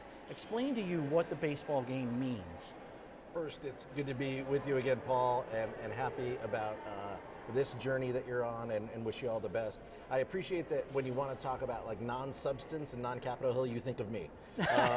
So thank you. You're welcome back to go deep on the federal budget anytime you want. I love it. I love it. No, as you mentioned, this is the Congressional Baseball Game. Is just one of those points within the summer that every member of Congress has circled on their calendars, and the staff and everybody here loves it and knows it. And it's for a couple reasons. One is it's kind of built on our support in Washington for the institutions around DC. All of the money goes to local charities, and that's just a really good thing to do. But also Democrats and Republicans getting together and not being critical of each other, right? We're in sports and we try to win, obviously, but we really do enjoy the game, and there's good-natured ribbing to our colleagues on the other side of the aisle every time we get close to the game. Do you have a Republican who you basically got to know from playing in the game? There's always an after party for members. Do you actually forge some friendships through this? Yeah, I think absolutely. I mean, when I came to Congress, Ryan Costello was someone who I spent some time with, and he was like the shortstop on the Republican side, and I play short on the Democratic side, so we talked. Blake Moore, who I've known, but also from sports and from golf and baseball that I played with Blake on some opportunities. But also a guy like Morgan Luttrell, right? I'm not on committees with, I don't know him very well. He's the catcher on the Republican side, and so you dig in and you put your feet in the dirt, and you just say something nice to him, or you tap him on the shoulder or something. But just a good guy who I wouldn't otherwise come in contact with. So what can we expect in the game? Are you going to be pitching? Did you get that call again? Or these are state secrets, Paul. There's top secret SCI clearance that you need to divulge the lineup. I will likely be throwing. I don't know if I'll be starting. Chris DeLuzio, I think will be a great pitcher on our side. Chris is just a natural athlete. He's a really good guy, so I think he's going to get hopefully the bulk of the pitching. But I'll play short. I love playing middle infield, and that's where I'm most comfortable. But if I have to throw an inning or two, I will. You're a closer by heart. So 3-time MVP on the Democratic side. Each team names an MVP. Who actually chooses that? That's a good question. I assume Linda Sanchez or Mike Doyle or whoever's coaching the team. But look, it's a great opportunity for the community. There's a bunch of red in the audience, a bunch of blue in the audience. It is loud. People have signs. It's a ton of fun to be out there as a kid who grew up playing baseball, and to be on a major league field, or your foot on the rubber, at National Stadium, and to have like the entire stadium full. It's a thrill. It's a ton of fun. And it's competitive. It's competitive. I'm not saying it's good baseball, Paul, but it is competitive baseball. Right. I know you're a huge baseball fan. I'll tell you, when you're out there playing, it feels like, oh my gosh, like I'm doing great. This is as much as I can do. And then I get home and I watch the game on TV, and I'm like, oh my gosh, this is not great quality. The Republican skipper, Roger Williams, sat there and recalled something he likes to say about the game, that he tells people. It's exactly like the Red Sox versus the Yankees, except a lot slower.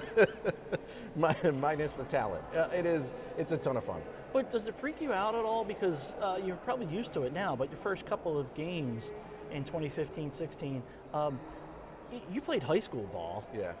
But that's a stadium now that will have 20, 25,000 people there cheering and yelling and jeering. To go from being like a 16-year-old playing baseball to like a 36, 37-year-old playing baseball was a bit of a stretch, and all the people. The first couple, you're just so intimidated by what there was. Thankfully, I was basically a spectator playing short or left field, and Cedric Richmond was on the mound, so there wasn't a lot of balls hit to the off of Cedric. But we're in a different era now, so I've got to be on my toes. So Cedric Richmond was the congressman from New Orleans for many years.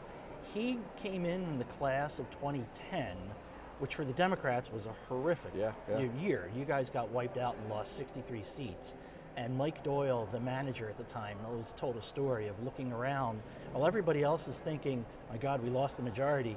He met Cedric Richmond, and he was like, hi, I didn't pay attention to your race. Who are you?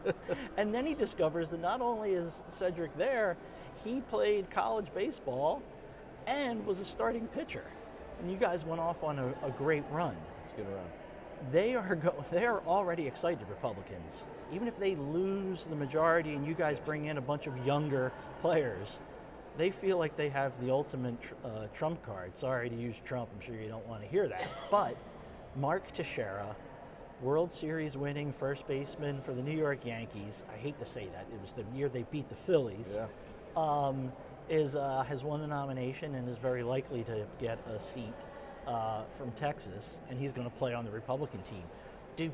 As you look ahead and look at November, are there any players out there that might be, win a seat, flip a seat here or there, and all of a sudden the Democrats are back on their feet again? Nobody at the caliber of Mark Teixeira. Let's just say that.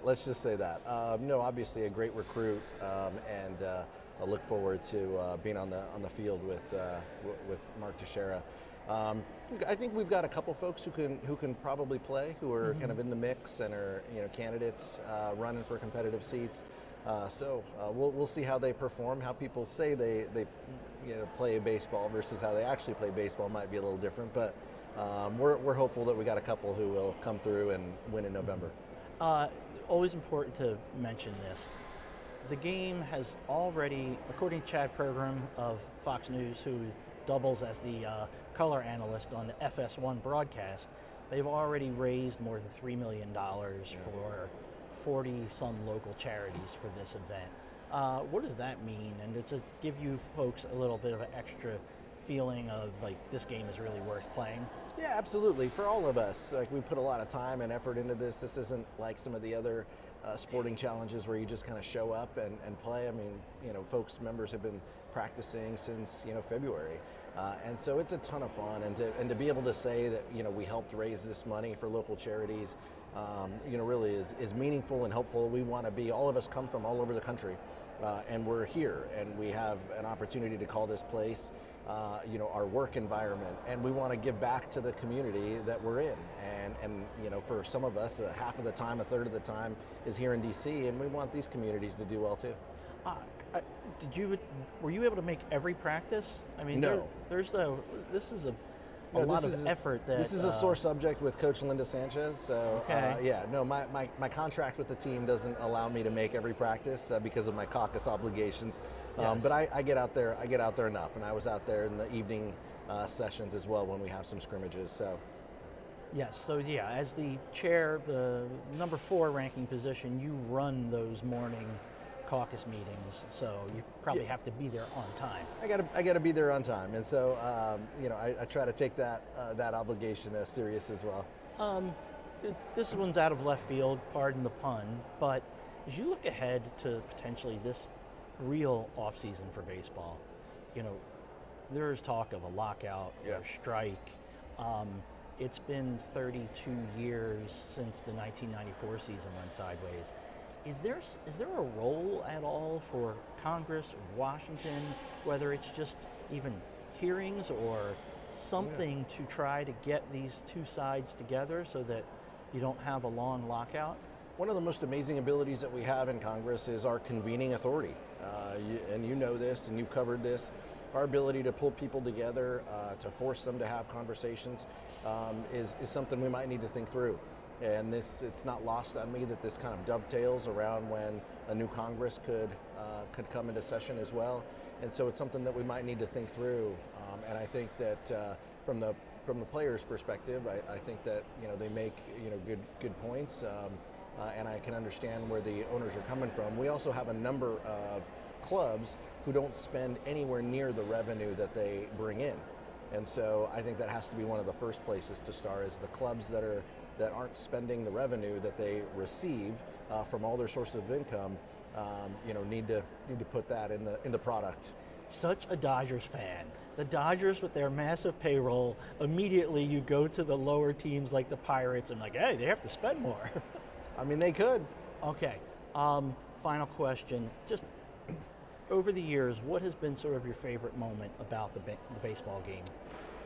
I'm not going to say favorite moment or best moment, but obviously the most memorable was after the shooting in 2017. I was on the practice field on the Democratic side, and we practice very far apart from each other, the teams. But I do remember the helicopter that I think had Steve Scalise on it, fly by us because he was going to the hospital in Northeast where we were.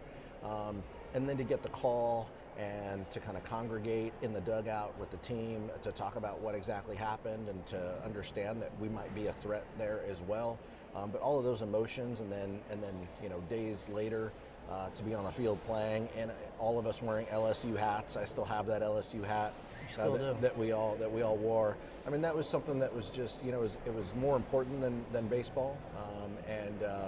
So I think that's just one moment that comes to mind. And Cedric Richmond, from his neighboring district down there outside New Orleans, and they had been in the state legislature together, was the first member of Congress to get to the hospital. Yeah. He went in his baseball jersey because of his friend. But okay, well, that's a touching moment to end on. Yeah, and we'll make some more memories along the way. All right. Okay, everybody. Thank you very much. 5:35. We'll be right back. You're watching 535. We'll be right back. A simple blood test can detect Alzheimer's years before symptoms appear. Congress can connect Americans to early, accurate dementia diagnosis by supporting the Bipartisan Alzheimer's Screening and Prevention Act, allowing Medicare to cover blood-based Alzheimer's screening. Congress has acted to cover mammograms and other life-saving screenings. Now it can redefine Alzheimer's care, unlocking early detection and access to FDA-approved treatments when they work best. Congress, it's up to you. Paid for by the Alzheimer's Association. Here on Capitol Hill, the 535 are in charge, the members of Congress. But in a democracy, in the people's house, you need to be heard as well.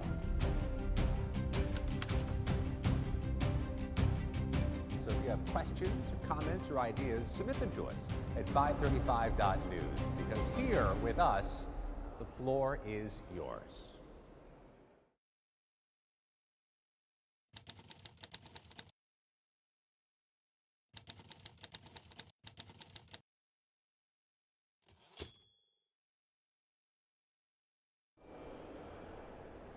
Welcome back to 535. I'm Mariana Sotomayor, congressional correspondent at Puck News. We remember yesterday House Republicans finally passed their Reconciliation 2.0 bill, which of course funds DHS, particularly ICE and CBP, for the next 3 years, very much avoiding the yearly appropriations process to get their priorities done. That's now headed to the president's desk to become law. There is a lot of conversations about what to do with that money moving forward, particularly if House Democrats take back the majority. That's really going to be a focus for them. And there's probably no one who has been more outspoken about what DHS has been doing over the last couple of years than Congresswoman Delia Ramirez, a Democrat from Illinois. Congresswoman, Hi. Thank you so much for making your debut. Of course. So let's get into it. I mean, we've talked at different points since you've been in Congress about what you're seeing back home. Obviously, things have changed the moment that Trump came into the White House and how his Department of Homeland Security, I mean, we can go on and on about what we have seen there. You have introduced a number of pieces of legislation. You've also been very vocal about dismantling the Department of Homeland Security.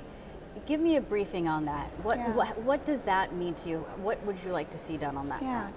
Well, let me start by saying to you how dangerous it was that yesterday we passed a bill to fund ICE and CBP for the next 3 years without any necessity to come before the committees of jurisdiction for the oversight work necessary in order to be able to release the money. I mean, Congress's responsibility is to be able to control the purse, that we make sure that the money that we are dispersing, authorizing, isn't being used to violate constitutional rights or to harm the American people.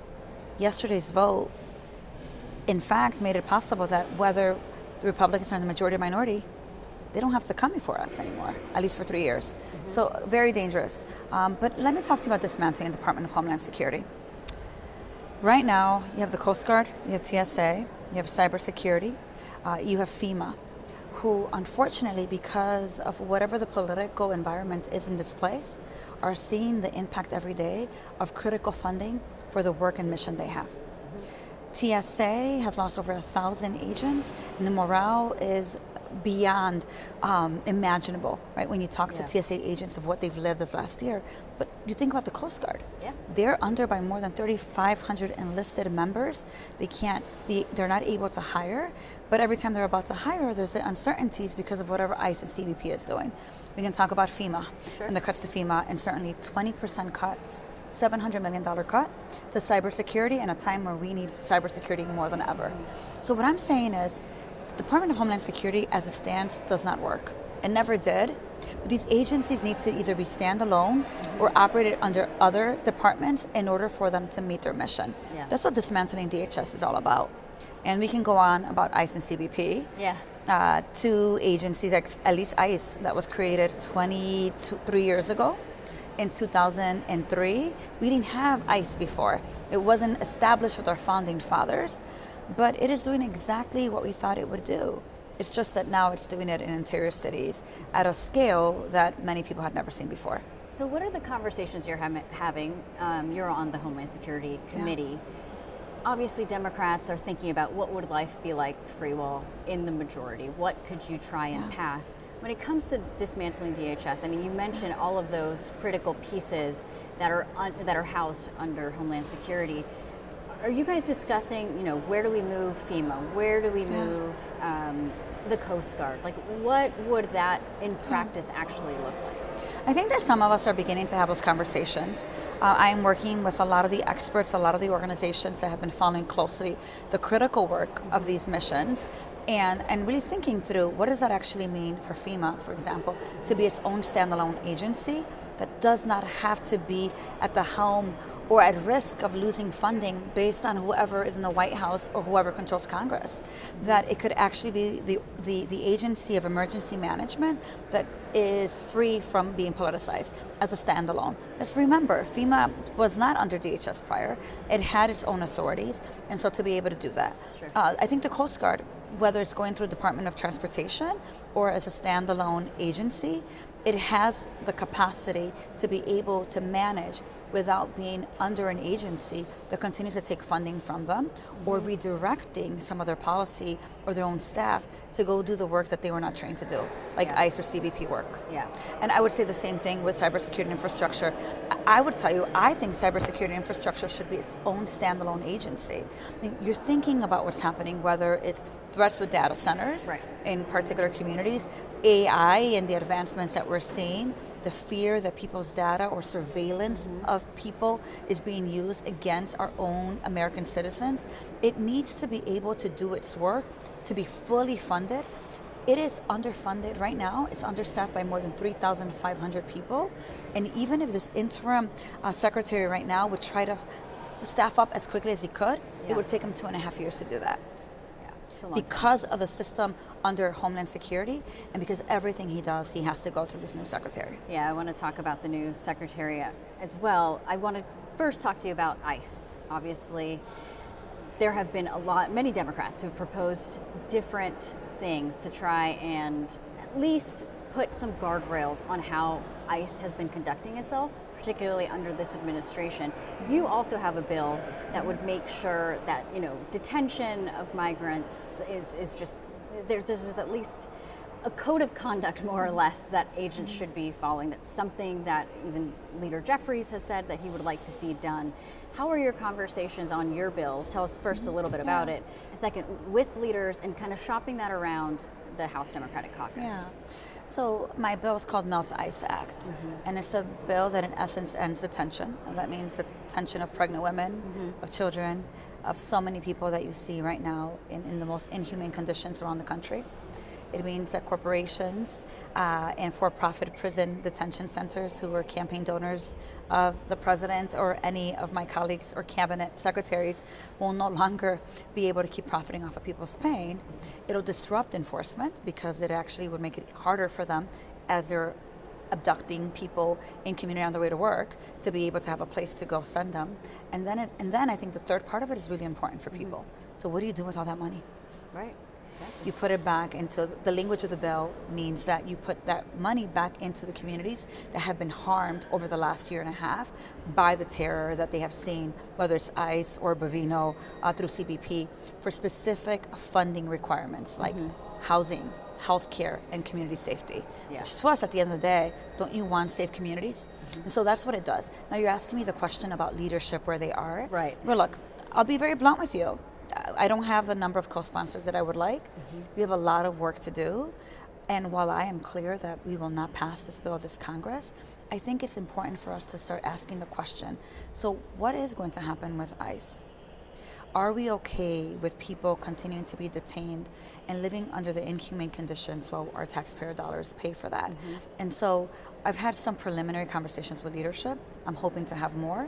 But I'll tell you, 7 months ago, some leadership would have said to you, don't you dare say the word abolish ICE. Yep. And then they'd take me back to 2018. Mariana, we're in 2026.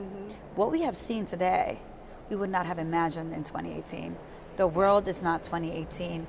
ICE and what they have done in this last year and a half is to the scale of no turning back.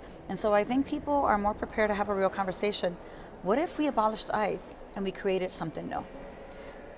And what were we doing before ICE in 2003? Which I think we have a short-term memory in this place, and I think it's important to do the education. Yeah, I wrote a story earlier this year, just talking to a number of Democrats over here on the House side in particular. Nobody wanted to say abolish ICE. You were one of the few people I spoke with who were like, we want to, no, there's still a will, and even just saying abolish ICE should be part of the rhetoric. A lot of Democrats explained to me, trying to make a difference between ICE or reform Trump's ICE. ICE, right, or Trump's DHS versus DHS, and the fear that, these slogans have been taken by Republicans, kind of slapped across all Democrats to paint you all as these extremists. And that, I think, just lessons from 2024 that some Democrats have gleaned is Republicans painted us as so far left or, unhinged, all these things, that it's made it difficult to get behind these very simple slogans. What does abolish ICE mean to you? And also, what do you make of the fact that, the party has been trying to moderate itself on this issue to try and potentially be more attractive to a different voter set? Well, let me start by saying to you that 80% of my congressional district, that includes, yes, the northwestern part of the city of Chicago, a very progressive part of the city, and then the northwestern suburbs, DuPage County, that 10 years ago was one of the top 5 most Republican counties in the nation. That's my congressional district. And in that congressional district, 80% of my constituents, when polled last November, said it's time to abolish ICE. So I need people to understand, and I know that our DC consultants really look back at whatever happened in 18, or when in doubt, always go center, but that people are really fed up of where we are right now, and how is it possible that this agency can do what it does and get away with it, and that members of Congress, Democrats, could just say, well, we're in the minority, sorry, there's nothing we could do. They shouldn't have to accept that as a response from their member of Congress. And that brings me back to DHS. It was designed in a very different way from DOJ and from other departments, in that it has levels of authority to be able to remove due process if in fact the individual that they're targeting, they can call a domestic terrorist. That's why you saw Christine Noem so quickly call Renee Good a domestic terrorist. Because if you call her a domestic terrorist, she no longer has to have the rights that have been afforded to her in other spaces. And so let's come back to ICE. First, what happens in the interior and immigration and border are 2 different things. People don't understand that. What do they say? She just wants open borders. ICE is immigration custom enforcement. CBP is supposed to be at the border, although not anymore. And so I think it's really important for people to understand what they're saying and what they're not saying. I am saying that Department of Justice under USCIS used to operate as the enforcement of immigration law. We should go back to that. Instead of defunding USCIS or politicizing USCIS. And that we already have systems in place if someone commits a crime, to actually go through the protocol necessary to hold them accountable. We should affirm the systems we already have. We don't need ICE to do that part of the work. We have the systems. We have to actually go back to the systems that worked. I'm sure these are the kind of explanations that you're having with some colleagues. I mean, I can just think a couple of who are on the more moderate side, right? Or who represent border districts who, you mentioned how, you may not have enough co-sponsors yet on your bills. It's not a surprise that, moderates might look at some progressives and say, oh my gosh, the rhetoric in which you all bring may not be helpful, and vice versa, right? You all also want to challenge the moderates who say, well, we shouldn't go as far as you all are going. Talk about that coalition building, especially going to the majority, because we don't know how big, if you guys get the majority, it will be. We're living in very narrow margins. And we know what Republicans will do with a very slim margin. Exactly. So our constituents expect us to do a lot despite of whatever the margin is. Look, I think that members of Congress have a responsibility to inform their constituents about how the government works or doesn't. And I'll be frank with you, in 2024, I said over and over, I think many Democrats in this body do not understand immigration. They just don't. They'll say to you, well, why didn't they do it the legal way? But they don't know that there's a limit of visas, and actually under this administration, they have cut visas from critical countries who have sought a visa, either a tourist visa or seeking a work visa here. They don't know that there's no real legal way to do this, because even with the programs that DHS incorporated under Mayorkas, it was going to take a while to actually make that work. So look, I think that a coalition is one that is willing to have a real vulnerable conversation about what we know and what we don't know, and our commitment to actually make this government work for the American people. Right now, no one feels safe in the way that DHS is operating. It is why you saw that Democrats stuck together and said not one more dollar without critical reforms. This is our opportunity to really step back and admit, sometimes we create agencies that do not work. What do we do to make sure we're never here again, and that we are fiscally responsible in the money that has been bestowed by taxpayers to ensure that the agencies that are operating, in fact, do bring safety? I mean, just think about this, for example. Project 2025 wants to dismantle DHS in their own way. Privatize TSA, the Coast Guard, reduce some funding from the Coast Guard, certainly figure out FEMA and privatize other programs, but they want to keep the money-making agencies, ICE and CBP. That's their version of dismantling. We're saying we want to protect the agencies that bring the utmost security, and we got to make sure they don't get privatized and they have independence to operate and fulfill their mission. Having that conversation, whether you're a moderate, whether you are representing a district that's mostly farms, or a city like New York and Chicago, it makes sense. So my opportunity right now is to have that dialogue with colleagues that we've never really had. Right. I wanted to ask you as well, as a member of Homeland Security, obviously the committee itself, though you all are in the minority, are already conducting your own investigations, making sure that if you do take the gavels again, you are prepared on day one to just go dive right in, start subpoenas investigations and everything in between. You recently told Markwayne Mullin, the new DHS secretary, I wouldn't get too comfortable in that seat. What should we expect there? There's so many Democrats who, have talked about impeaching Kristi Noem that looked like it was possible before she was taken out. I mean, do you think? I think it's still, first of all, Kristi Noem, it is still possible for her to get impeached. She does not have to serve as an active secretary for that process to continue. Because here's what we saw. He fired her from this position and he put her in this really absent, no one knows what she's doing, the Shield of America's position, probably making more money than she was making as secretary, and she got to take the boyfriend with her, right? So I think it's really important. We're doing these shadow hearings. We're doing a lot of gathering of evidence. We're meeting with experts about what we must do when we are, in fact, in the majority. And I think one of the very first things we have to do is we have to file subpoenas. With Markwayne Mullin, he is no different. He's operating the same policies. 9 people were taken in my district just last week. We think that it's gone away.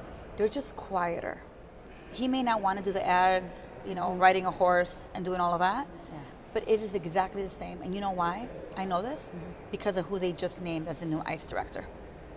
It is about profit, violating due process, and just doing it in a softer way.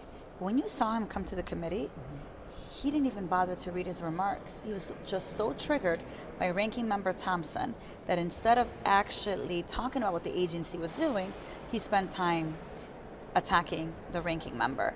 And so I've told him not to get comfortable because I think his time is also numbered here. And it's our responsibility to bring to light what's happening in Delaney, in Dilley, and all over the country. Congresswoman, there's so much more on this topic I could ask you about, but we've run out of time. Thank you so much for coming, and please come back whenever you have new policies or ready to say anything else on the subject. I have a lot to say, so I will. Sure. Thank you so much. Thank you. Well, that wraps up today's show, but please tune in tomorrow. There are a number of guests coming on, including Senator Jeff Merkley. Yes, senators do come over to the House side. I also, as a House reporter, find that very impressive. There are a number of other members as well, including Congressman Jamie Raskin. We're going to talk a lot about housing. That has been it's becoming a bipartisan issue, but it's a big part of conversation here. So please come back. Obviously, if it's important to the 535 members of Congress, it's very important to us. Thanks so much for watching.